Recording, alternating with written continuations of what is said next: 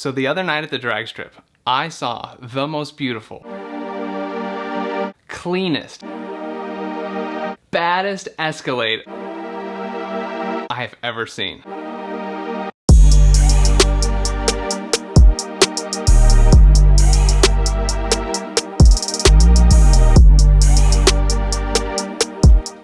For the first time since COVID, my local drag strip Sonoma Raceway opened up for Wednesday night drags. The event was busier than usual with over 200 cars, but only one cts-v 3 out there and a couple of V2s. Now my car wasn't exactly running its best this day for some reason. The boost was sorta shy. Now just the day before it seemed normal, but today it was running 15 to 17 PSI of boost. It wasn't quite holding 18 consistently like it normally would. So that's rather disappointing. Also, the throttle was a little twitchy as well since the last tune. I'm not sure why. I should have probably just retuned the car before coming out to the track, but I didn't get a chance to do so. Check out my first run of the night. I was put up against this Challenger Scat Pack. The Challenger's been quoted on the internet magazines for an 11.7 at 115 miles per hour, but he didn't quite do that today, as you'll see.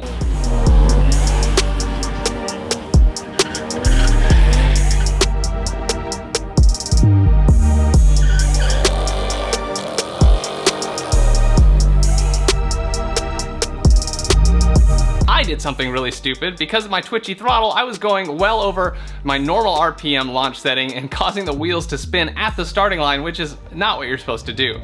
So between his taking forever to go at the green light and my terrible launch, we actually ended up having a pretty good race down the track, and as you can see here, there's not much movement between the cars while they run.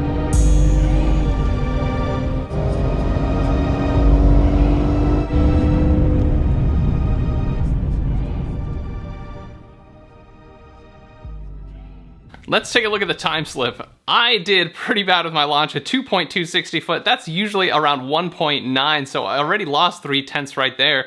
85 in the 8th mile, usually it should be 89 to 90, and I finished off with a less than stock time of 13.089 at 108. The Challenger, on the other hand, did a great launch at 1.8, I would say, but running at 12.5 at 108, that's not exactly where the magazine said it should have been. Now my car would usually run like a 12.4 to 12.5 in the quarter at 112 to 113 miles per hour, but today it was running more like a stock V-Sport. My next run was against a Camaro, which I thought was an SS, but maybe it was a V6 because his time was really slow, plus he spun a lot at the light.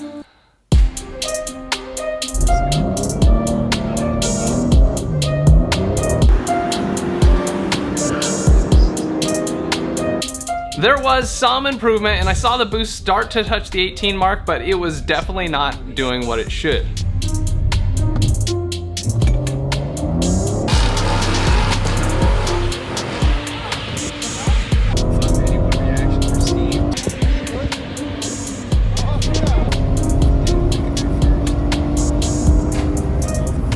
Let's see how we did. Thank you. Yeah, very much a stock time today, so I don't know what's up with the car. I mean, I do have the tune in, right? Okay, so that run was interesting. I was watching the boost gauge just like hover around 16 to 17 PSI. It's so strange because I know the car's been doing, I mean, I've had the tune in there for weeks, since at least after I got my differential redone. So who knows what's up with that, but let's check out the time slip. All right, we've got a good launch here, me on the right, and 1.994, not bad, pretty good. I can do better, but, and then only doing 87 in the 8th, not good. Usually that's 89 or 90, and then ran a 12.863 at 107. That's a totally normal stock time for this car, so I don't know what's going on with it there. The Camaro next to me must have been a V6 because he only went at 97 miles an hour. So it doesn't look like it's gonna be a good day at the drag strip. No personal bests are gonna come today. Probably get one, maybe 2 more runs today. We'll see.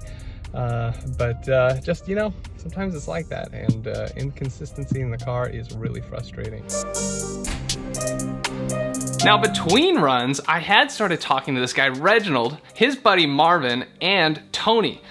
Reginald has this incredible Escalade. It was gorgeous, and it wasn't all bark, it had bite. So much custom paint and special visual appointments, but under the hood, the 6.2 liter V8 was being fed by a Whipple Supercharger, plus some other engine mods, coilovers for best weight distribution and transfer at the drag strip, and some very nice Willwood brakes all around. Reginald just bought the car from Tony, who built the setup. Tony is known as NorCal SS on Instagram. Some of you might already follow him, and he works on a lot of GM cars and trucks. He also has the website tbssowners.com for trailblazerssowners.com, so he's pretty popular in that scene. Everyone was really nice, and I loved how excited Tony was about his build, as he should be. Now, I was dying to set up a side-by-side run of the V-Sport and the Escalade for a really awesome drag race. It can be tough though to rearrange the line so that you match up, and I thought we had got that done, but then I kind of screwed up. It was my fault, and I got us out of sequence, and then we weren't matched up. By the time we got to the line, they weren't gonna let us move around because technically they're not supposed to. This is the elimination rounds, and it could give us an unfair advantage. So I'm really sorry, no side-by-side of the Escalade and the V-Sport, but we can at least look at, theoretically, what might have happened. So let's look at my third and final run for the night. For my first elimination lineup, I ended up being against a seasoned drag racer that was pretty consistent driver with a pretty consistent car, which means with my inconsistent boost, I was probably gonna lose.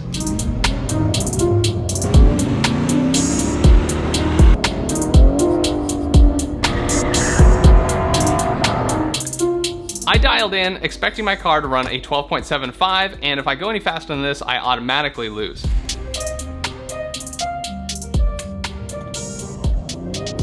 So with this run, I got a pretty good launch of 1.976. I could still do better, but the car was actually boosting closer to what it should.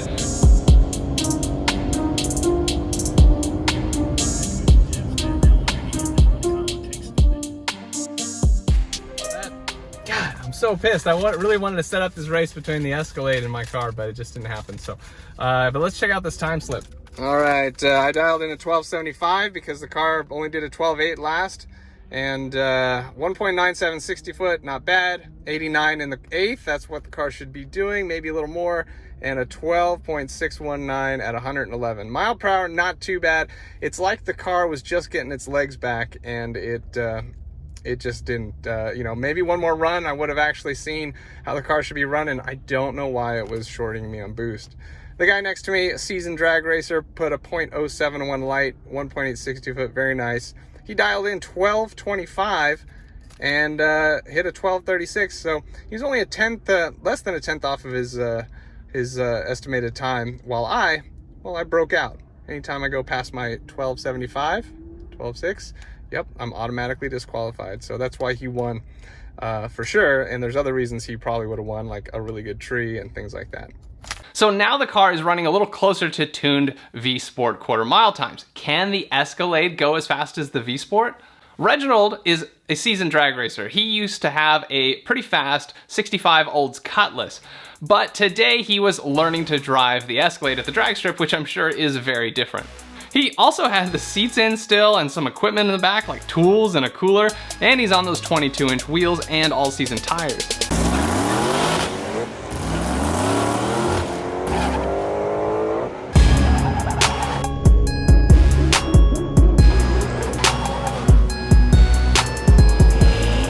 So for his practice runs, he was already putting down low 13s, and so he dialed it in at like a 13.1 or so. Since Reginald's an experienced drag racer, he saw that he was gonna win by quite a bit, and so he actually let off the throttle. So the run could have been faster.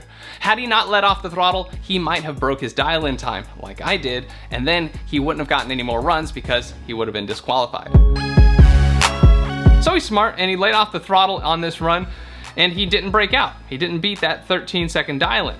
Now, later that night, I couldn't stay to see the rest of the Escalade's runs, but Tony did send a pic of the truck launching with a 1.860 foot, tire wrinkle and all, on all-season tires, thanks to that good suspension setup that he's got going.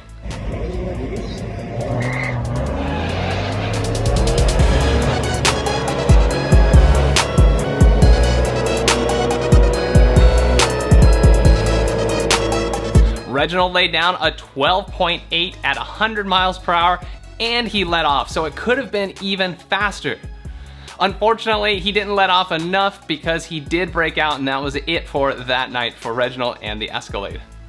But 12.8 at 100 miles per hour, that is stock V-Sport times right there, people. And what you don't know is Tony had previously had more boost in this truck with meth, and he ran a 12.2 on bigger rims. He thinks now with the setup, he could possibly get this truck to run high 11s, which is faster than ats-v and as fast as, say, a cts-v 3. So what did you think? Did you think this totally streetable with junk in the trunk Escalade could run a 12.8 or faster? I mean, there's a lot of crazy builds these days, so it's hard to be surprised, but to see this in person was beautiful. Now, don't worry, this isn't the last you've seen of the Escalade. You might see it again here on the channel on a future upgrade video. But in the meantime, I hope I can see him again and maybe we can get the two Cadillacs to run down the track together. All right, if you like this video, please hit that like button. It really helps me out, and subscribe and hit the bell to be notified of future videos, maybe more races. All right, thanks for watching the Jeff Fiolin channel. I'll see you next time.